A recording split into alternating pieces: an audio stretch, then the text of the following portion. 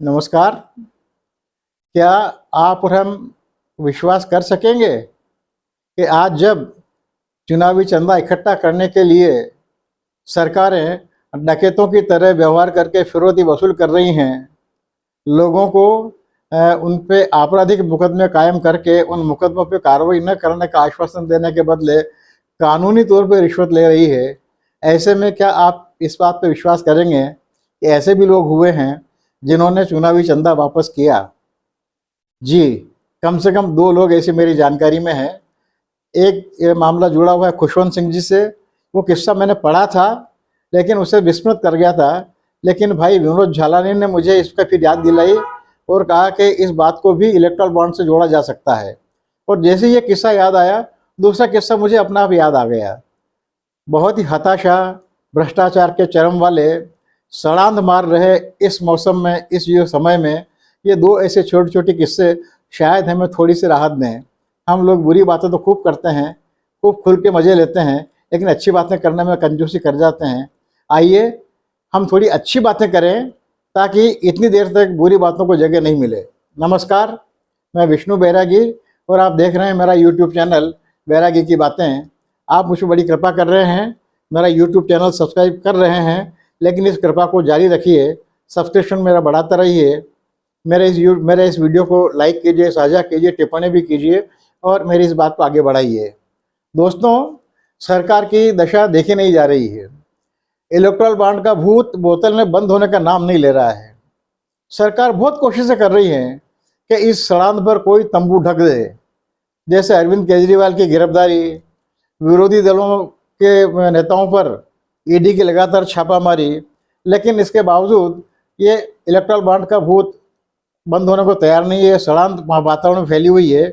इसे ढकने की हर सरकारी कोशिश बेकार हो रही है। हर दिन कोई नया खुलासा ऐसा आ रहा है कि और सरकार के दुष्कृत्य को उजागर कर रहा है कि सरकार को मुंह छिपाने की जगह नहीं मिल रही है। ये अलग बात है कि वो बहुत दुस्साहसी तरीके से अभी भी इसका बचाव कर रहे हैं और इसे वाजिब बता रहे हैं। रिश्वत को कानूनी रूप देने का ऐसा शर्मनाक दुष्कृत्य किया है कि प्रलय तक भारत शर्मिंदा होता रहेगा। भारतीय राजनीति का यह काला पृष्ठ तमाम चमकदार पन्नों पर भारी पड़ेगा। मुझे आश्चर्य है, बहुत कहते बहुत पीड़ा हो रही है, मर्मांतक पीड़ा हो रही है कि गाय के नाम पर असहमत लोगों को और मुसलमानों को की भीड़ हत्या करने को शह और संरक्षण देने वालों ने भी गौ मांस विक्रेताओं से थैलियां भर भर कर चंदा लिया है। धन्ना सेठों का अपहरण करके फिरौती वसूल करने वाले चंबल के डकैतों की तरह उनका अपराधी काम सरकार ने किया है। ईडी, सीबीआई आयकर के छापे मारकर फिरौती वसूल की है।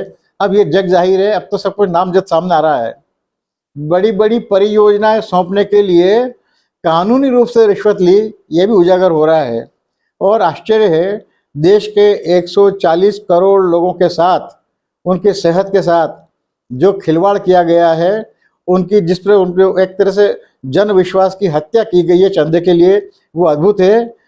विभिन्न दवा कंपनियों पर घटिया उनके छापे मारे गए, उनकी दवाइयों को घटिया अमानक पाया गया, लेकिन उन पे आगे कार्रवाई केवल इसलिए नहीं की गई क्योंकि उनसे चुनावी चंदा ले लिया गया, इलेक्टोरल बॉन्ड ले लिए गए। मैं भगवान से प्रार्थना कर रहा हूँ, हे भगवान, हमारे नेताओं को सद्बुद्धि दे।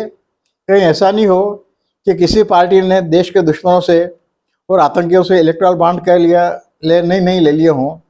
क्यों? क्योंकि ये ऐसा घपला है, ऐसा पाप है जिसके लिए करोड़ों कुंभी पाक नरक भी कम पड़ेंगे। लोग इसे, भारत के लोग इसे बड़ा, अब तक का सबसे बड़ा घोटाला बता रहे हैं, लेकिन सच तो ये है कि यह दुनिया का अब तक का सबसे बड़ा घोटाला है। और बाकी सबकी बात छोड़ दीजिए, केंद्रीय वित्त मंत्री निर्मला सीतारमण के पति, ख्यात अर्थशास्त्री परकला प्रभाकरण ने भी इस इलेक्टोरल बॉन्ड की व्यवस्था को देश का नहीं, दुनिया का सबसे बड़ा घपला बताया है, घोटाला बताया है। मुझे बड़ी तकलीफ हो रही है कि कहाँ तो वादा किया गया था विश्व गुरु बनाने का, और कहाँ हालत ये कर दी है कि हम सृष्टि के समापन तक, यानी प्रलय तक शर्म और ग्लानि में डूबे रहेंगे इस इलेक्टोरल बॉन्ड की व्यवस्था की वजह से। अब तो नया नारा रहेगा, जब तक सूरज चांद रहेगा इलेक्ट्रल बॉन्ड का नाम रहेगा। ऐसे में दो राहत वाली संस्मरण घटनाएं आपको सुना रहा हूँ। पहली घटना मनमोहन सिंह जी से संबंधित है, जो मनमोहन सिंह जी ने अपनी ओर से नहीं कही। इसके उद्घाटन किया, ये बताया खुशवंत सिंह जी ने। खुशवंत सिंह जी को शायद आप सब लोग जानते ही होंगे, अंग्रेजी के बड़े अच्छे लेखक थे। इसी ज़माना में इलस्ट्रेटेड वीकली के संपादक रहे हैं और 1984 में जब स्वर्ण मंदिर पर ऑपरेशन ब्लू स्टार की कार्रवाई हुई थी, तब उन्होंने गुस्सा होकर उसके विरोध में अपनी पद्म भूषण की उपाधि लौटा दी थी। लेकिन कालांतर में मनमोहन सिंह जी ने फिर दी तो उन्होंने ले ली। मनमोहन सिंह जी के प्रति मोहग्रस्त होकर उन्हीं मनमोहन सिंह जी से जुड़ा हुआ किस्सा खुशवंत सिंह जी ने बताया, और ये किस्सा उन्होंने लिखा है अपनी किताब, अंग्रेजी में किताब है absolute Khushwant, the low down on life, death and most things in between. इसमें किस्सा शामिल किया उन्होंने। वो कहते हैं कि और खुशवंत सिंह जी के बारे में इस किस्से को बताने से पहले मैं थोड़ा सा मनमोहन सिंह जी के बारे में फिर बता दूं कि मनमोहन सिंह जी हमारे प्रधानमंत्री थे। उससे पहले 85 में योजना आयोग के उपाध्यक्ष राजीव गांधी के शासनकाल में बने थे। 5 वर्षों तक उस पर उन्होंने काम किया था। 1990 में वे प्रधानमंत्री के आर्थिक सलाहकार बने थे और 1991 में नरसिंह राव जी ने उन्हें वित्त मंत्री बनाया था। और मनमोहन सिंह जी ने ही अपने उसी काल में आर्थिक सुधारों की उदारीकरण की शुरुआत की थी। और आज भारत की प्रगति के जो हम नए नए कीर्तिमान देख रहे हैं, उसकी जड़ में, उसकी नींव में मनमोहन सिंह जी के आर्थिक सुधार ही हैं। ये खुशवंत सिंह जी कहते हैं कि 1999 का लोकसभा चुनाव था, मनमोहन सिंह जी भी उसमें उम्मीदवार थे। उनके दामाद को उन्होंने, खुशवंत सिंह जी ने 2 लाख रुपए चंदा दिया था। ऐसा लगता है कि शायद उनके दामाद उनके लिए चंदा इकट्ठा कर रहे थे और पार्टी तो अपनी व्यवस्था कर रही होगी, लेकिन शायद मनमोहन सिंह जी का परिवार भी उनके चुनाव की व्यवस्था कर रहा था। तो खुशवंत सिंह जी ने उनके दामाद को 2 लाख रुपए दिए चंदे के रूप में। चुनाव हुआ, चुनाव हार गए। खुशवंत सिंह जी लिखते हैं, हम लोग हार जीत सब भूल भाल गए, अपने अपने काम में लग गए।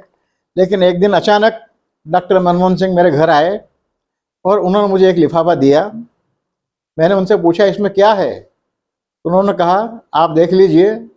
मैंने देखा, उसमें 2 लाख रुपए थे। तो मैंने कहा ये वापस क्यों कर रहे हैं आप? तो उन्होंने बड़ा निर्दोष, बड़ा सहज भाव से, बड़ा मासूम जवाब दिया कि इतना खर्च नहीं हुआ और जो बच गया है उसे सभी को लौटा रहा हूँ। मतलब पार्टी फंड के अलावा उन्होंने जिन जिन लोगों से पैसे लिए होंगे, वो जितने बच गए होंगे, वो उन्होंने वापस लौटाना शुरू कर दिए। खुशवंत सिंह जी हतप्रभ हो गए, उन्हें विश्वास नहीं हुआ। उन्होंने अपनी उस किताब में लिखा, लंबी चुनावी राजनीति देखी मैंने, चुनाव लड़कर करोड़पति बनने वाले नेता देखे हैं, लेकिन पैसा लौटाने वाला कोई नेता आज मैंने पहली बार देखा। उसके बाद उन्होंने आगे तक किस्सा बहुत लंबा चौड़ा है, उन्होंने काफ़ी वर्णन किया है, उसे पढ़िएगा मालूम पड़ेगा। लेकिन ये पहला मामला उजागर हुआ और मनमोहन सिंह जी ने अपनी ओर से शेखी बघार के अपना सीना ठोकते हुए इस आम सभा में इसको उद्घाटन नहीं किया, इस रहस्य का ये उद्घाटन किया तो खुशवंत सिंह जी ने किया, जिन्होंने पैसे दिए थे और जो पैसे देके भूल गए थे, उन्होंने किया। और उन्होंने ताज्जुब किया कि मनमोहन सिंह जी ऐसे आदमी हैं, ऐसे पहले आदमी हैं जिसने चुनावी चंदा लौटाया। और जब मैंने किस्सा पढ़ा, भाई विनोद झालानी ने याद दिलाया, तो मुझे अचानक बहन मीनाक्षी नटराजन याद आ गई। मीनाक्षी नटराजन रतलाम की ही बेटी है, राजनीति में है और बड़ी साफ सुथरी और पवित्र राजनीति करने वाली है, सैद्धांतिक विदुषी महिला है। उन्होंने एक बहुत सुंदर उपन्यास भी लिखा है, नाम मुझे याद नहीं आ रहा है। और वो बड़ी सिद्धांत की राजनीति करती हैं और इस आपाधापी वाले ज़माने में भी गांधीवादी राजनीति कर रही हैं। वे जब 2009 में कांग्रेस पार्टी ने उनको मंदसौर संसदीय क्षेत्र से अपना उम्मीदवार बनाया, उनका पहला चुनाव था और उनके सामने थे दिग्गज नेता भाजपा के डॉक्टर लक्ष्मीनारायण पांडे, हमारे जावरा के रहने वाले, रतलाम जिले के। मुझ पर बड़े कृपालु रहे, उनसे मेरे पारिवारिक संबंध रहे हैं। उनके बेटे डॉक्टर राजेंद्र पांडे अभी विधायक बने हुए हैं, उनसे भी आपसे मुलाकात मैं अपने चैनल पे करवाऊंगा। तो मीनाक्षी नटराजन ने उनको हराया। पांडे जी वो आदमी हैं जिनके सामने दादा भी चुनाव लड़े, दादा श्री बालकी बैरागी ने उन्हें हराया एक बार, और एक बार पांडे जी ने दादाश्री बाल्की बैरागी को चुनाव हराया। तो मीनाक्षी नटराजन 2009 में चुनाव जीती और उसके कुछ दिनों बाद बहुत ही छोटा समाचार छपा था ये, इस तरह से मानो कोई डैश न्यूज आती ना अखबारों में 8-10 पंक्तियों की, तो उन्होंने पार्टी ने जो चंदा दिया था उसमें से बड़ी रकम वापस लौटाई। अब मुझे इस समय बराबर याद नहीं आ रहा कि वो रकम कितनी थी। मैंने अपने आसपास के मित्रों से टटोला है और मीनाक्षी के नज़दीक के लोगों से भी टटोला है, तो अलग अलग लोगों ने अलग अलग आंकड़े बताए, लेकिन किसी ने भी 10 लाख से कम नहीं बताया और 30 लाख से ऊपर किसी ने नहीं बताया। हम कम से कम माने 10 लाख हो सकता है, 8 लाख हो सकता है, 9 लाख हो सकता है, कुछ लाख हो सकता है, लेकिन 2009 में कुछ लाख भी छोटी रकम नहीं थी मित्रों। और यदि मीनाक्षी नटराजन चाहती तो उस पैसे को अपनी जेब में रख सकती थी, लेकिन उन्होंने भी पूरी ईमानदारी से पार्टी को पैसा लौटा दिया। और मैं विश्वास करता हूँ कि मुझ जैसे उनके आसपास के लोगों ने उन्हें समझाया होगा कि ये मूर्खता क्यों कर रही हैं आप, पैसा रख लीजिए, और शायद उन्होंने अनसुनी कर दी होगी। गांधी इसी तरह से अपनी बात कहता है, गांधी इसी तरह से बोलता है। मित्रों, ऐसे भी लोग हुए हैं और ये संयोग था कि मुझे जो 2 उदाहरण मिले हैं, 2 संस्मरण मिले हैं, ये दोनों ही कांग्रेस पार्टी से जुड़े हुए हैं। और भी पार्टियों में ऐसे लोग होंगे, तो मैं कहता हूँ ऐसे लोगों की बातें, ऐसी बातें उजागर की जानी चाहिए, आगे पहुँचाई जानी चाहिए। लेकिन मैं खाली ये कहना चाहता हूँ कि एक लोग ऐसे भी हैं जो चंदा लौटाते हैं और कुछ लोग ऐसे हैं कि जो जिन बातों का विरोध करते हैं, जिन व्यापारों का विरोध करते हैं, जिन दुष्कृत्यों का विरोध करते हैं, वो सब करने वालों से भी चंदा ले लेते हैं। बड़ा विचित्र समय में हम जी रहे हैं और इलेक्टोरल बॉन्ड के इस अभिशाप को हमें जब तक जीवित है तब तक भोगते रहना पड़ेगा। आइए हम इसे सहजता से जिएं और नैतिक मूल्यों को जीने वाले लोगों को हम अतिरिक्त आदर, सत्कार, सम्मान से साथ उनसे व्यवहार करें, उन्हें याद करें और जब भी मिलें तब उनके प्रति आभार प्रकट करें कि आप अभी भी उन लोगों में से हैं जो नैतिकता, शुचिता, शालीनता, पवित्रता जैसे जीवन मूल्यों को बनाए रखने में जिन्होंने हमारे सामने उदाहरण पेश किए। बहुत बहुत धन्यवाद। लगता है दोनों बातें आपको अच्छी लगी होंगी। कृपा करके मेरा चैनल अवश्य सब्सक्राइब कर लीजिएगा।